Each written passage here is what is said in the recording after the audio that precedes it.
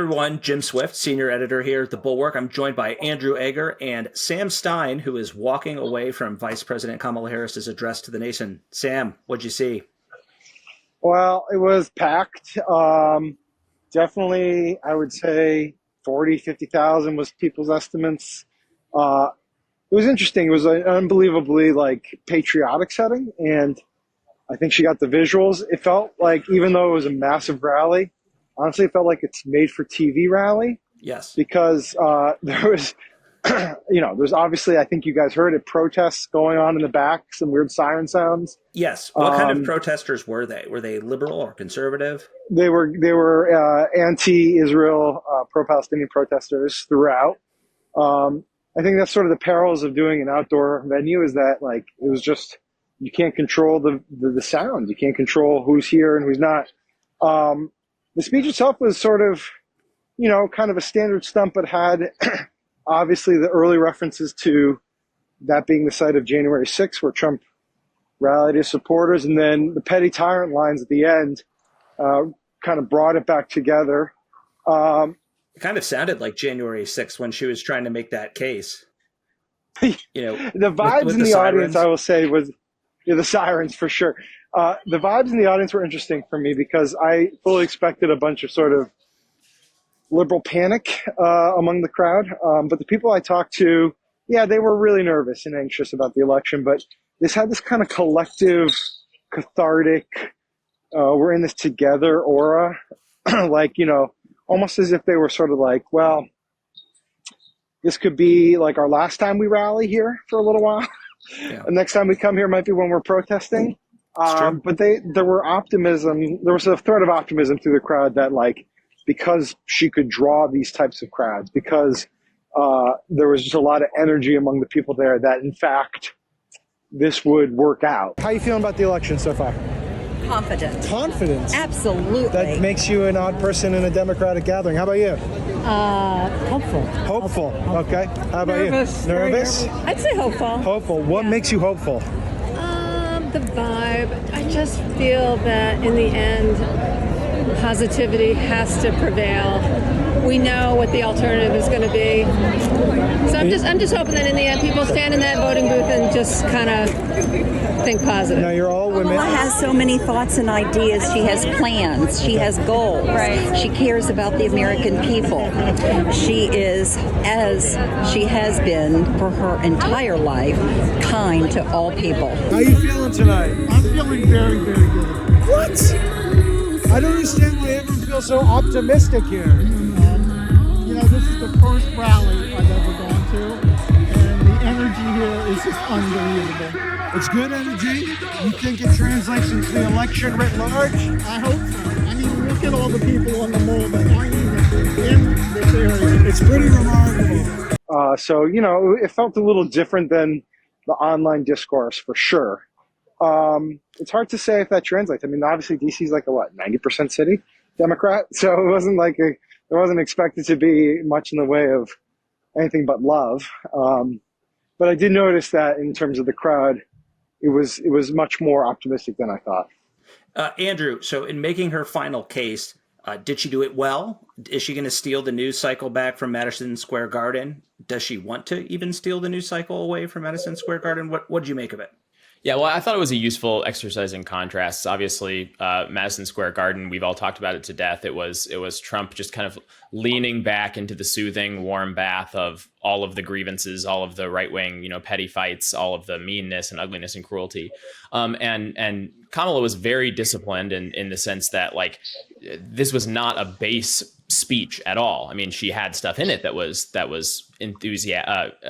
energizing for the base, that was intended to stoke base enthusiasm. But she had a lot of the same themes we've seen in a lot of her other kind of big tentpole speeches in terms of overtures to everybody. She's talking a lot about being a president for all Americans, talking a lot about listening to people who disagree with her and giving them a seat at her table, a place in the decision-making process. I thought there were a couple points that were particularly effective relative to the speeches she's made before. One thing that has been kind of an ongoing kind of nagging difficulty for her is if there's one answer she has repeatedly tripped over, it is like the difference between her and Joe Biden question. I mean, this is a thing that's kind of caught her flat-footed in interviews a time or two, which is tricky because she's trying to run in a lot of ways as a change candidate, someone turning the page. And tonight, I thought was the first time that she's really had a really effective answer for that, where she is essentially saying, I'm going to be a different president than Joe Biden because the challenges we face are different now. Joe Biden was the president who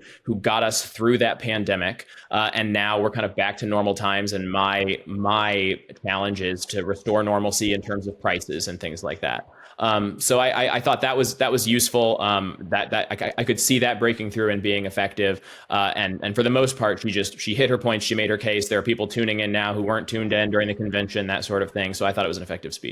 Yeah, I agree with that. There was like a bunch of lines in there clearly inserted to contrast with Trump. You know, like, I'm going to bring people together. They'll get a seat at the table. They're not enemies. You know, it was funny because those were like the type of lines that, like, I mean, this is a purely Democratic crowd, right? And to watch them cheer this idea that essentially, yeah, I'm going to work with Republicans on immigration, and I'm going to like bring these people who support Trump to the negotiating table and talk to them. And they got a pause, but it's like hilarious to think that the inverse would have happened. What would have been the inverse reaction if Trump had been like, you know, I'm going to talk to these Democrats. I'm going to bring them in. It just wouldn't make sense. But I think that's what she's trying to strike, right? Is she's like, look, I'm a different type of president. I'm going to be conciliatory. We can't do this. You know, there's a little bit sort of a effort to be kind of like Obama-ish in that sense. Yeah. Like, we got to move past the fighting and the politics as a blood sport. You know, she's just not, that's not like her rhetorical strong suit, but I thought she hit the points. It was kind of 2008 Hyde Park Obama, like, election night speech. Yeah. It's like, we got to get past this part of our political biography. And I think she had the generational contrast too. Guys, I'm curious because, like, how did it play on TV? Like, obviously my sense of it is different because I was in there and I was watching with everyone else, but like, how did it come across on TV? What were the visuals like? So we were watching the official Harris campaign feed, and I got to tell you, it was like made for a movie. I don't know if you disagree, Andrew. I thought it was very good. Lots of sweeping drone shots of the signage and the flags and all that. Yeah. But out of the corner of my eye, I had MSNBC on, which had more than one camera angle, and it was good. But the Harris feed, I think they're going to be recycling this footage in a lot of final push campaign ads on social media like TikTok and Instagram and such. I'm going to ask her, in terms of just like the natural elements, like, you probably couldn't ask for a better backdrop. Like, the weather was perfect, not too cold. The sky was incredible, like, not a cloud in it. It was a perfect fall day. It was really nice. Like, legit, they lucked out on the weather. And you could tell because they had these Jumbotron screens, and I think they were carrying the feed at some points on them, and they do these wide shots, and the crowd in front of her and the White House in the back and the flags draping her. Like, it was very patriotic, obviously designed to give people the idea, the visualization of her occupying the Oval Office. I also thought that really telling was she acknowledged, and she hasn't always done this, she acknowledged, like, straight up front, like, I've been a vice president for 4 years, but a lot of you don't know me. Which is true. I mean, it's true. It's just it's like a kind of a complicated admission to make, right? Because in a way it's saying, hey, you know, maybe it kind of invites the person to say, has she done anything? But I think they recognize that a lot of the public hasn't yet come to grips with her record and can't quite yet conceive of her as a president, and that they had to use this setting to kind of fix that. Can I make just two more quick points on you asked about the TV thing? The first that I would make is I don't think it necessarily came across. Maybe it may be better on a better broadcast with different mics. I actually didn't realize that it was protesters who were chanting at a few different points.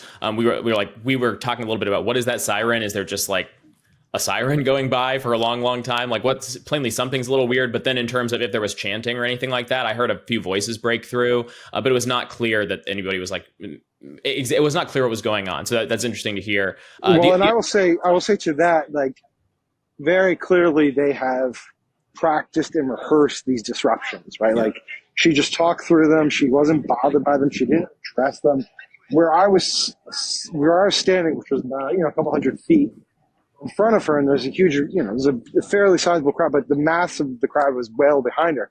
But you could hear it. Like, it was, there was one or two solitary protesters who disrupted things, and then there's the sign in the backdrop, and it was kind of distracting for me. Yeah. And, but she just sort of soldiered on and gave her speech, and you have to suspect that they really rehearsed that and said, look, just don't stop, just go. Well, that's why the length of the whole program was perfect. I mean, like, start to finish, it was like the length of the one that Bill, Sarah, and I went to in Washington Crossing. You had a couple warm-up acts, you did, someone does the national anthem, and you give the speech, and then that's it. Well, some reporters joke that the length of the speech would have gotten you through, like, the comedy set at MSG.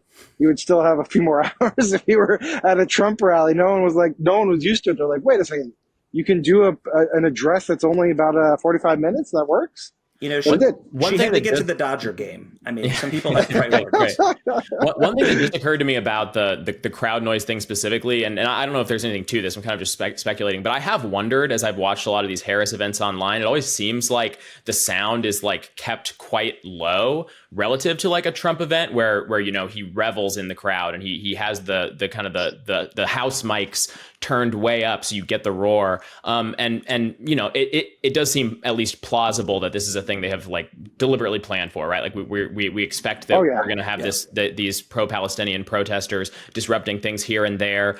So let's keep keep that sort of tuned down for the folks listening at home so it's not as disruptive. The one other point that I wanted to make just about the setting, because you mentioned it right at the top, and she talked about it a lot right at the top, of just the fact that they picked this location not just for the White House backdrop, but also because it was the physical location of the rally where Donald Trump spoke immediately prior to the storming of the Capitol on January 6th. She hit that very hard right off the top. She said, I am standing in the very spot where Trump was, I'm not going to get her words exactly right, but essentially before he sent that mob right down here. And when you're talking about, using footage for closing pitch, it is easy for me to imagine, I don't know whether this is planned or anything like that, but it's easy to imagine, splicing those two things together, right? Like the American flags and the USA and the freedom of this rally versus the American flags and the Trump flags and all of that stuff going on in the exact same physical space 4 years ago.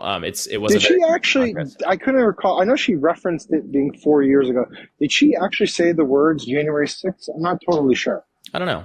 She did say in this very spot. She talked about the rally. Not that it matters. The context was very clear. But it was, she got it. She did it right at the top, and then she kind of circled back, referencing, petty tyrants, King George.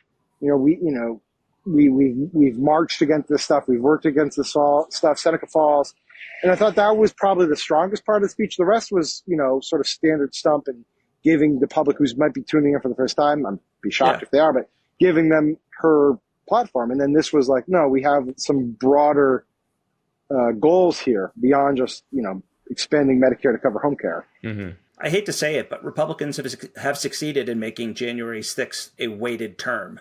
Right. And I think that's kind of what you're getting at. Like, people know why she was doing it there and what she was saying, but the fact that she wasn't pounding January 6th, January 6th, January 6th, it was very conscious. Totally. Well, with that, I think we're going to end the stream here. I appreciate everyone. Thanks, guys. For tuning in. Thanks, guys. Take care.